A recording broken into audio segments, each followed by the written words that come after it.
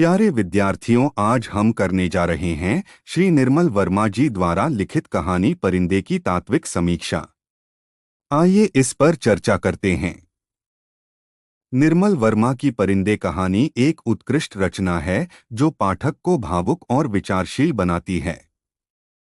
इस कहानी का तात्विक विश्लेषण हमें इसके विभिन्न आयामों को समझने में मदद करेगा।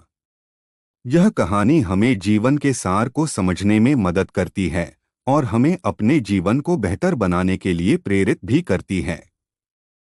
प्रेमचंद के पश्चात जैनेन्द्र और अज्ञेय तक आते आते हिंदी कहानी अंतर्मुखी हो चुकी थी और उसमें पुरुष के साथ साथ नारीमन को भी चित्रित किया जाने लगा था। नए युग के कहानीकारों ने इस प्रवृत्ति को और भी अधिक आगे बढ़ाया। श्री राजेंद्र यादव एक दुनिया समानांतर ने इस संबंध में ठीक कहा है, जिंदगी में सभी कुछ मधुर मृदुल या गुड़ी गुड़ी नहीं होता, मजबूरियां भी हैं, विद्रोह भी हैं और सबकी जिंदगियां एक दूसरे से उलझी बंधी भी हैं। कभी उसे, नारी को, शरीर की मांग झुका देती है तो कभी अकेलेपन की यातना। इस अकेलेपन की यातना को मुखर करने वाले प्रमुख कथाकारों में से एक प्रमुख नाम है निर्मल वर्मा और प्रमुख कहानी है परिंदे। परिंदे कहानी एक ओर तो कहानी कला की दृष्टि से उत्तम है ही और दूसरी ओर लेखक की कहानी कला का प्रतिनिधित्व भी करती है। स्वयं लेखक ने भी इसको विशेष महत्व की रचना माना है। प्रमाण है इसी कहानी के नाम पर उनके एक कहानी संग्रह परिंदे का नामकरण किया जाना। कहानी कला की दृष्टि से की गई प्रस्तुत कहानी की समीक्षा भी इसके महत्व और विशेषत्व की उद्घोषणा करती है। निम्न से हम परिंदे कहानी की तात्विक समीक्षा प्रस्तुत कर रहे हैं। नंबर 1, कथानक। कथा का प्रारंभ होता है लतिका से। लड़कियों के एक ईसाई विद्यालय की अध्यापिका लतिका अकेली थी, अपने आप में बिल्कुल अकेली। घर से दूर हॉस्टल में रहने वाली लतिका घर और घर वालों के लिए तरसती है। कभी उसने कैप्टन गिरीश नेगी से प्रेम किया था, जो नेगी के चले जाने से परवान न चढ़ सका, किंतु वह फिर कभी किसी और से प्रेम न कर सकी। कारण था मिस्टर नेगी के प्रति वह अटकाव, वह आकर्षण जो उसके बाद भी उसे मथे डालता था। अतीत का यह स्मृतिधुंध उसको बिल्कुल एकाकी बना देता है, तन मन दोनों से। छुट्टियों में भी हॉस्टल में रहना, पिकनिक पर तटस्थ बने रहना, मिस्टर यबर्ट के प्रेम प्रस्ताव को ठुकराना, जूली के प्रेम पर चिढ़ना और अंत में समर्पण पत्र लौटा देना आदि इसी के सूचक हैं। परिणामस्वरूप परिंदे की भांति लतिका भी संपर्कों के लिए ललकती किंतु संपर्कों से कटी नारी बनकर रह जाती है। प्रस्तुत कथा से स्पष्ट है कि यह एक विशेष मूड और मनःस्थिति की कहानी है जिसे कुछ विशेष क्षणों में भोगा परखा जा सकता है।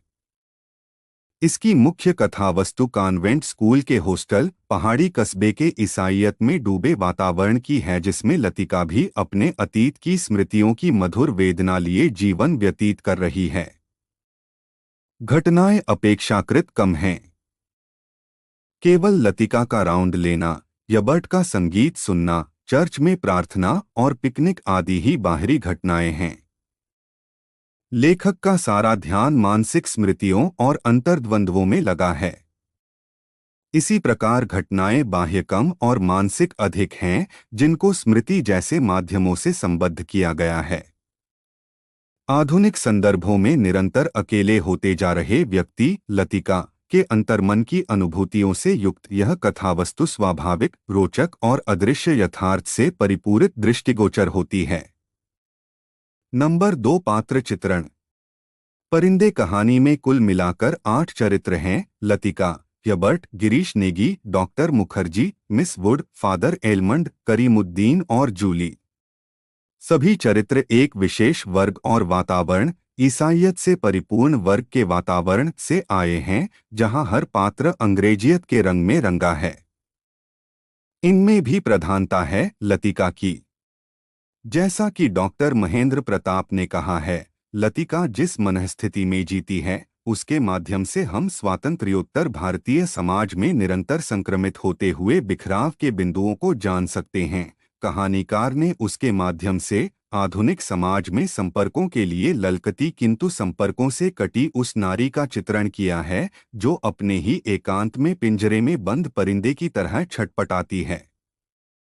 सभी चरित्र कथानुकूल तो हैं ही, स्वाभाविक स्वतंत्र व्यक्तित्व से युक्त और वर्तमान नगरीय जीवन से संबंधित भी हैं।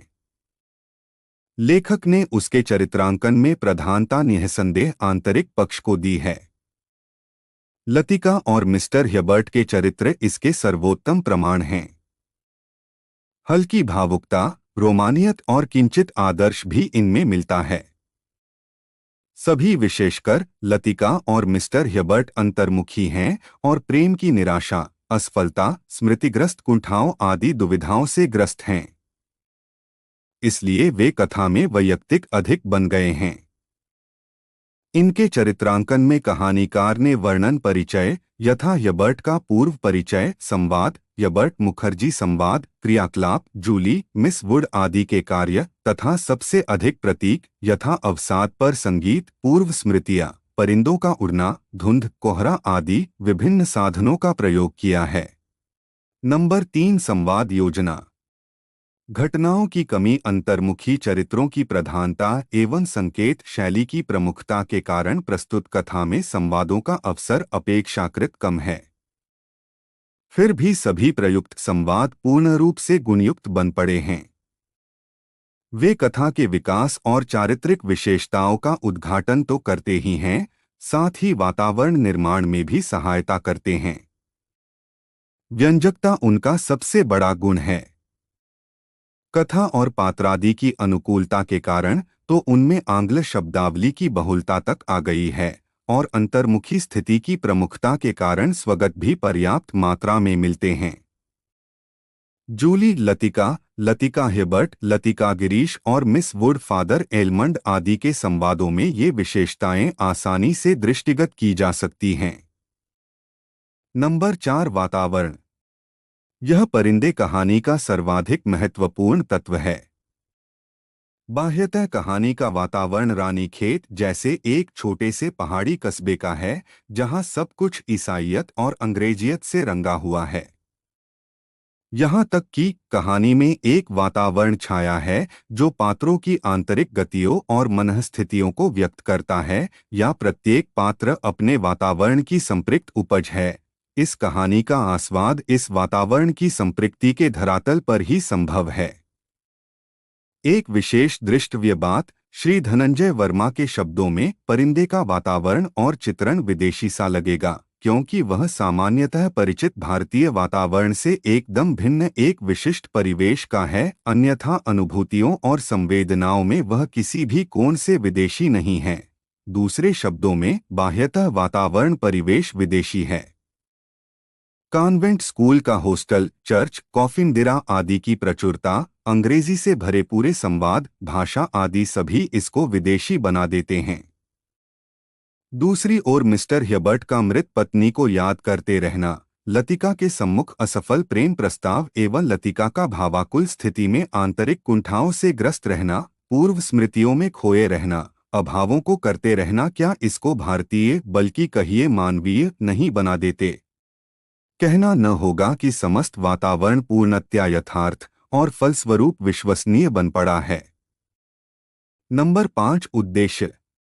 परिंदे कहानी का प्रधान उद्देश्य है लतिका के माध्यम से आधुनिक समाज की संपर्कों के लिए ललकती और संपर्कों से कटी नारी और उसकी आंतरिक घुटन का यथार्थ चित्रण करना, साथ ही साथ प्रेम और तद्धित कुंठाओं का दिग्दर्शन, वर्ग विशेष आंग्ल भारतीय के अंतर्बाह्य वातावरण को मुखर करना एवं सबसे अधिक एक विशेष मूड और मनःस्थिति, असफल प्रेम के कुंठाग्रस्त मानस का प्रकटीकरण आदि प्रस्तुत कहानी के अन्य उद्देश्य कहे जा सकते हैं। धनंजय वर्मा का यह कथन अक्षरशः सत्य है। यहाँ केवल एक मुखर चिंतन है जिसके माध्यम से अकेलेपन की परतें और स्तर स्तर खुलते जाते हैं। वे स्तर जो जिंदगी के व्यावहारिक पक्ष में नहीं खुलते, जो उससे पृथक सार्थकता असार्थकता की अनुभूति के निविड़ क्षणों में मुखर होते हैं। नंबर 6 भाषा शैली। परिंदे कहानी की भाषा की सबसे बड़ी विशेषता है उसका कथा, पात्र और वातावरण के अनुकूल होना। आंग्ल परिवेश की इस कथा की भाषा में अंग्रेजी का प्रयोग धड़ल्ले से और अत्यधिक किया गया है। साथ ही साथ हिंदी की सरल व्यावहारिक शब्दावली, उर्दू तथा तत्संपर्क हिंदी आदि भी यथास्थान आए हैं। कहीं कहीं सूक्तियां भी इसे स्वाभाविक बना देती हैं। जहां तक शैली का प्रश्न है, इसमें वर्णन, संवाद, पूर्वस्मृति, काव्यात्मक संकेत अथवा प्रतीक विविध शैलियों का मिश्रित रूप प्रयुक्त हुआ है। नंबर 7 नामकरण। परिंदे कहानी का नाम केवल एक सरल शब्द का होने के कारण संक्षिप्त और सरल है। साथ ही साथ यह मुख्य पात्र लतिका की स्थिति से संबंधित व्यंजक और कौतूहलपरक भी है। इसकी सबसे बड़ी विशेषता है प्रतीकात्मकता। श्री धनंजय वर्मा के शब्दों में वह लतिका परिंदों को उड़ता हुआ देखकर अपने मन की कामना की आपूर्ति और अभाव को झेलती है।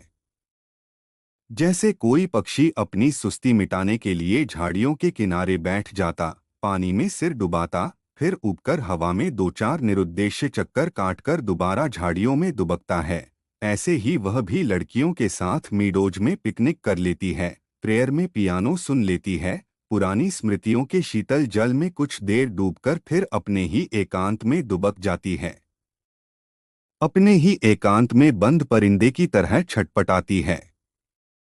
निष्कर्ष रूप में हम कह सकते हैं कि परिंदे कहानी कहानीकला की दृष्टि से सफल है और लेखक की कहानीकला का प्रतिनिधित्व भी करती है। मूलतः यह भाव विशेष और मनःस्थिति विशेष की कहानी है, जिसमें क्षण विशेष की पकड़ और आश्चर्यचकित कर देने की प्रवृत्ति है, जो इसको ज्ञानेंद्रिय कहानियों से अलग कर देती है। यहाँ वस्तु, चरित्र, यथार्थ, दृष्टि, भाषा, वातावरण सबके सब उस एक व्यक्ति के ही मूड में केंद्रित हैं और उसी में डूबते से हैं, एक भावाकुल मूड में। अतएव मुख्यतः एक विशेष मूड और मनःस्थिति की कहानी है। धन्यवाद।